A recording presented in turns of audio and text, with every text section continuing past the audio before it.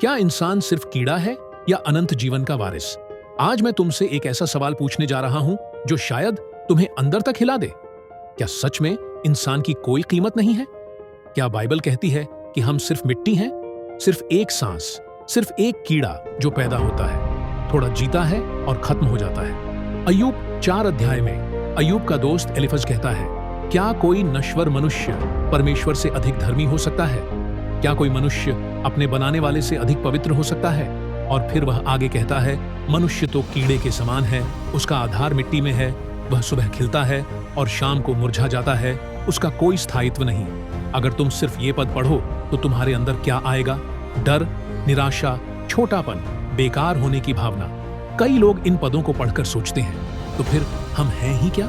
हमारी क्या कीमत है? क्या हम सिर्फ एक अस्थायी जीव हैं जिसका कोई अनंत उद्देश्य नहीं? लेकिन ठहरो, क्या सच में परमेश्वर इंसान को ऐसे देखता है, या यह किसी दुखी इंसान के दोस्त की सीमित समझ थी? अय्यूब की कहानी को याद करो। वह आदमी जिसने सब खो दिया, धन, परिवार, सम्मान, स्वास्थ्य, और जब वह टूट चुका था तब उसके दोस्त आए दिलासा देने पर सच में उन्होंने क्या किया? उन्होंने उसे दोषी ठहराया, उसे छोटा बताया, उसे यह महसूस कराया कि वह कुछ भी नहीं। एलीफज ने जो कहा वह आधा सच था। हाँ, कोई मनुष्य परमेश्वर से अधिक धर्मी नहीं हो सकता, कोई भी अपने बल से पवित्र नहीं। लेकिन क्या इसका मतलब यह है कि मनुष्य का कोई उद्देश्य नहीं? क्या परमेश्वर ने हमें सिर्फ मिट्टी में मिल जाने के लिए बनाया? अगर ऐसा है तो फिर 1 कुरिन्थियों 15 अध्याय में पौलुस क्यों कहता है, यदि हमारी आशा केवल इस जीवन तक है तो हम सबसे अभागे लोग हैं? वह ऐसा क्यों कहता है? क्योंकि वह जानता था कि कहानी यहीं खत्म नहीं होती। अय्यूब के समय क्रूस नहीं हुआ था, पुनरुत्थान नहीं हुआ था, अनंत जीवन पूरी तरह प्रकट नहीं हुआ था। ओल्ड टेस्टामेंट में बहुत कुछ छाया था, लेकिन न्यू टेस्टामेंट में प्रकाश आया। तो आज का सवाल यह है, क्या इंसान सिर्फ एक कीड़ा है या वह परमेश्वर की योजना का केंद्र है? क्या हम सिर्फ अस्थायी हैं या अनंत महिमा के वारिस? आज इस वीडियो में हम अय्यूब 4 को भाग कर नहीं देखेंगे, हम उसे पूरी बाइबल की रोशनी में समझेंगे। और अगर तुम कभी अपने आप को छोटा समझे हो, अगर कभी तुम्हें लगा हो कि तुम्हारी कोई कीमत नहीं, अगर कभी तुम्हें लगा हो कि जीवन बस चल रहा है, कोई बड़ा उद्देश्य नहीं, तो आज का संदेश तुम्हारे लिए है। क्योंकि हो सकता है तुम मिट्टी से बने हो, लेकिन तुम्हें अनंत जीवन के लिए बुलाया गया है। और यही फर्क है। निराशा और महिमा के बीच यह सिर्फ एक थियोलॉजिकल चर्चा नहीं है, यह तुम्हारी पहचान का सवाल है। तो तैयार हो जाओ, क्योंकि अब हम गहराई में जाने वाले हैं। अय्यूब 4 क्या कहता है और परमेश्वर अंत में क्या घोषित करता है? कहानी अभी शुरू हुई है। एलीफज की थियोलॉजी और सच्चाई का टकराव। अब हम गहराई में चलते हैं। अय्यूब 4 अध्याय में एलीफज केवल एक सवाल नहीं पूछ रहा था, वह एक निष्कर्ष दे रहा था। वह कह रहा था, मनुष्य कमजोर है, मनुष्य अस्थायी है, मनुष्य मिट्टी में बना है और अंत में मिट्टी में मिल जाता है। उसने एक दर्शन का भी जिक्र किया, एक आत्मिक अनुभव, जहां उसने कहा कि उसने एक आवाज सुनी जो कह रही थी, कोई मनुष्य परमेश्वर से अधिक धर्मी नहीं। यहां ध्यान दो, एलीफज अपनी बात को मजबूत बनाने के लिए एक आत्मिक अनुभव का सहारा लेता है। लेकिन सवाल यह है, क्या हर आत्मिक अनुभव परमेश्वर से होता है? बाइबल हमें सिखाती है, हर आत्मा की परीक्षा करो, क्योंकि हर आवाज स्वर्ग से नहीं आती। एलीफज का निष्कर्ष क्या था? मनुष्य भरोसे लायक नहीं, मनुष्य टूट जाता है, मनुष्य सुबह से शाम तक खत्म हो जाता है, उसमें कोई स्थायित्व नहीं। और अगर तुम इसे ऐसे सुनो जब तुम पहले से ही टूटे हुए हो, तो यह तुम्हें और तोड़ देगा। सोचो अय्यूब की स्थिति, उसने अपने बच्चों को खो दिया, उसने अपना धन खो दिया, उसका शरीर घावों से भर गया। उसकी पत्नी ने कहा, परमेश्वर को कोस और मर जा। और अब उसका दोस्त उसे यह समझा रहा है कि तू तो कुछ भी नहीं, तू तो एक कीड़ा है। क्या यह दिलासा है या छुपा हुआ आरोप? एलीफज की सोच यह थी, अगर परमेश्वर पवित्र है और मनुष्य इतना छोटा है, तो जरूर अय्यूब ने कुछ गलत किया होगा। यही उसकी थियोलॉजी थी। लेकिन पूरी किताब में अय्यूब बार बार कहता है, मैंने जानबूझकर पाप नहीं किया। और अंत में जब परमेश्वर बोलता है तो वह अय्यूब को नहीं डांटता, वह उसके दोस्तों को डांटता है। अय्यूब 42:7 में परमेश्वर साफ कहता है, तुमने मेरे विषय में ठीक बात नहीं कही। यह बहुत बड़ा वाक्य है। मतलब यह कि जो कुछ एलीफज और बाकी दोस्तों ने कहा वह परमेश्वर की पूरी सच्चाई नहीं था। उन्होंने मनुष्य की कमजोरी तो देखी, लेकिन परमेश्वर की योजना नहीं देखी। उन्होंने मिट्टी देखी, लेकिन उसमें फूंकी गई सांस नहीं देखी। उन्होंने नश्वरता देखी, लेकिन अनंतता का बीज नहीं देखा। यहीं पर बहुत से लोग गलती करते हैं। वे अय्यूब 4 पढ़ते हैं और निष्कर्ष निकाल लेते हैं हम कुछ नहीं हैं, लेकिन वे अय्यूब 42 नहीं पढ़ते, जहां परमेश्वर करेक्शन देता है। बाइबल को आधा पढ़ना आधा सच जानना है, और आधा सच कई बार पूरे झूठ से भी ज्यादा खतरनाक होता है। अगर तुम सिर्फ यह सुनो कि तुम कमजोर हो, तुम पापी हो, तुम अस्थाई हो, तो तुम्हारी सोच क्या बनेगी? मैं बेकार हूँ, मेरा कोई उद्देश्य नहीं, मेरी प्रार्थना का क्या मतलब, मेरी पीड़ा का क्या अर्थ? यही नेगेटिव माइंडसेट की शुरुआत है, और शैतान चाहता भी यही है कि तुम अपनी पहचान भूल जाओ। लेकिन रुक जाओ, कहानी यहाँ खत्म नहीं होती। अय्यूब की कहानी हमें दिखाती है कि परमेश्वर अंत में उसे बहाल करता है, 2 गुना आशीष देता है और उसके जीवन का सम्मान लौटाता है। अगर मनुष्य सिर्फ कीड़ा होता तो परमेश्वर उसे बहाल क्यों करता? अगर मनुष्य का कोई मूल्य नहीं तो परमेश्वर उसे क्यों सुनता? यहाँ एक गहरा सच है, मनुष्य अपनी शक्ति से पवित्र नहीं, लेकिन वह परमेश्वर की योजना का हिस्सा है। एलिफज ने मानव की कमजोरी देखी, लेकिन उसने परमेश्वर के हृदय को नहीं समझा।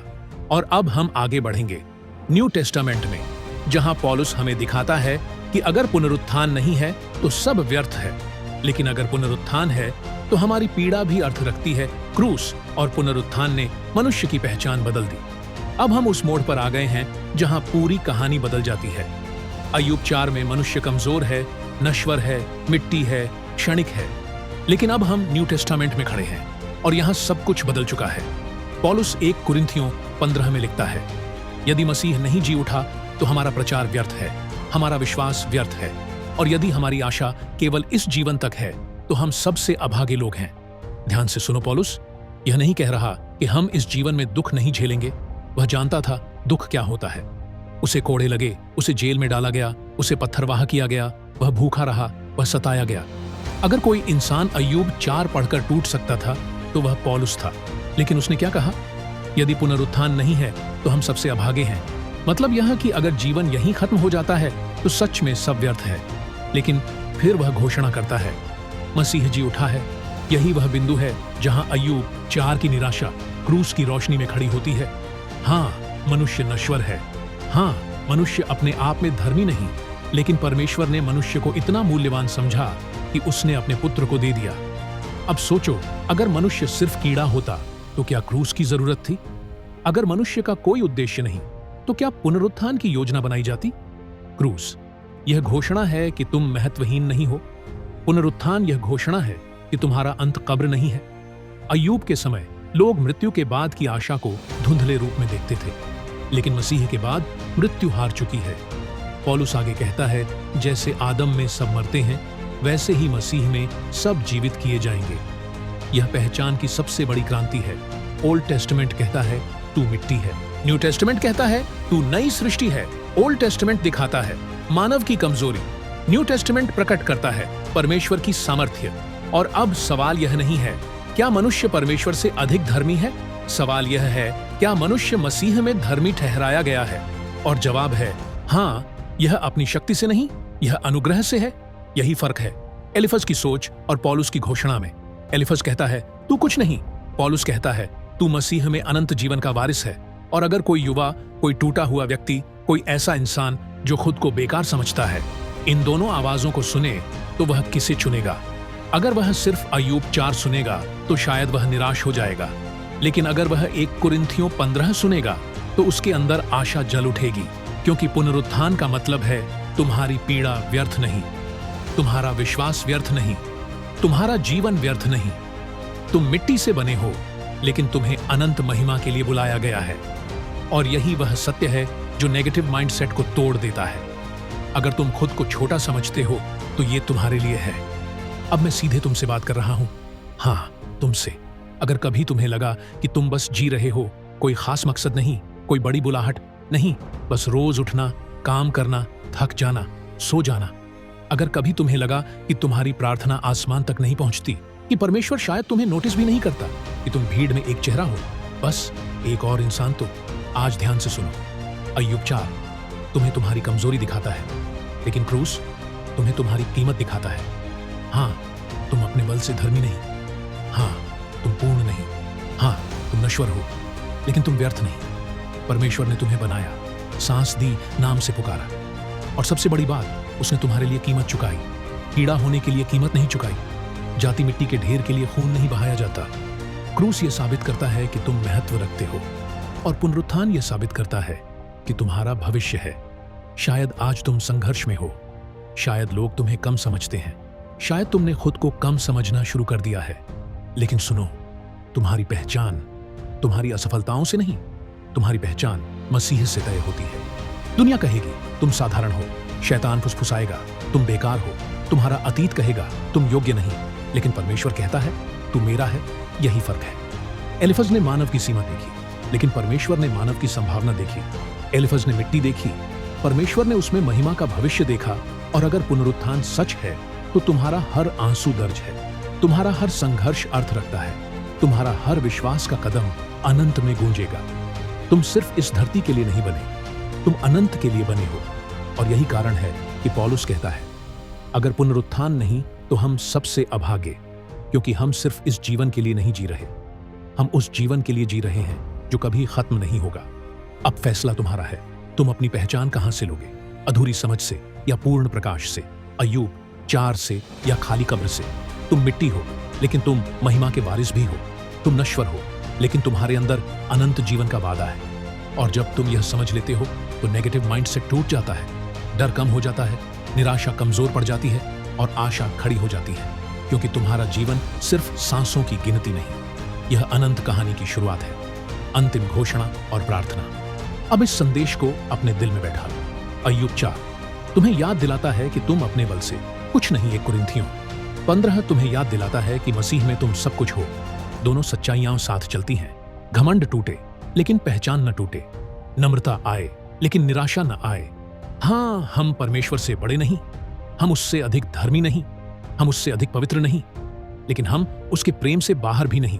अगर इंसान का कोई उद्देश्य नहीं होता तो स्वर्ग खाली रहता। अगर इंसान की कोई कीमत नहीं होती तो क्रूस की जरूरत नहीं होती। अगर इंसान सिर्फ मिट्टी होता तो पुनरुत्थान का वादा नहीं होता। लेकिन कब्र खाली है, और खाली कब्र यह चिल्लाकर कहती है, तुम्हारा अंत मौत नहीं है।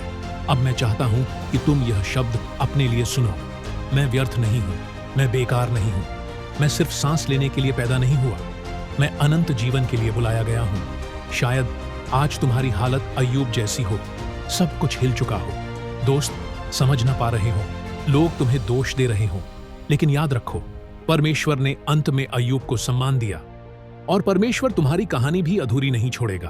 तुम्हारी पीड़ा का अंत है, तुम्हारे विश्वास का प्रतिफल है, तुम्हारे आंसुओं का उत्तर है, क्योंकि पुनरुत्थान सच है। और अगर पुनरुत्थान सच है तो तुम्हारा भविष्य सुरक्षित है। अब जहां हो वहीं आंखें बंद करो और दिल से कहो, हे परमेश्वर, मैं अपनी कमजोरी स्वीकार करता हूं। मैं जानता हूं कि मैं अपने बल से धर्मी नहीं, लेकिन मैं तेरे अनुग्रह को स्वीकार करता हूं। मैं उस जीवन को स्वीकार करता हूं जो मसीह में मुझे मिला है। मेरी सोच को बदल, मेरी पहचान को मजबूत कर। मुझे याद दिला कि मैं मिट्टी से बना हूं, लेकिन अनंत के लिए बुलाया गया हूं। मुझे नेगेटिव सोच से निकाल, मुझे तेरी आशा में स्थिर कर, और मेरी जिंदगी को तेरी महिमा के लिए इस्तेमाल कर। यीशु के नाम में आमीन। दोस्तों, अगर आज इस संदेश ने तुम्हें छुआ है तो इसे अपने दिल में बंद मत रखो, क्योंकि बहुत लोग आज भी अधूरी समझ में जी रहे हैं।